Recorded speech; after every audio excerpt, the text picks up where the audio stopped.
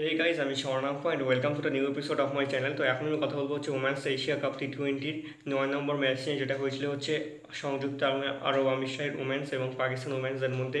23শে জুলাই গ্রুপের ম্যাচ ছিল এটা, 23শে জুলাইয়ের প্রথম ম্যাচ ছিল।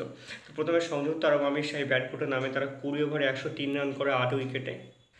ইউই রোম্যান্সের ঈশা রোহিত করে হচ্ছে 16 রান, তীর্থা করে 40 রান এবং খুশি 12 রান করে। সাদিয়া তোয়া এবং নাসরাপুর থেকে 2টা উইকেট নেয়। জবাবে পাকিস্তান ওমেন্স 14.1 ওভারে এসে 107 রান করে ফেলে বিনা উইকেটে।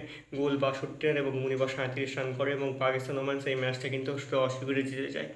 তো এটা কিন্তু একটা দারুণ ম্যাচ ছিল, পুরো একটা ডোমিনেটিং ম্যাচ ছিল সংযুক্ত আরব আমিরশাহীর উপর।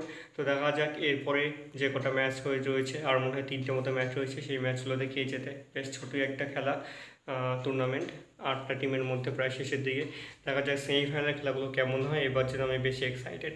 তো এই ছিল আজকের ভিডিও, তোমাদের কেমন লেগেছে কমেন্ট করে জানিও। আর আমার ভিডিওটা ভালো লেগে থাকলে অবশ্যই চ্যানেলটিকে সাবস্ক্রাইব করতে একদম ভুলবে না।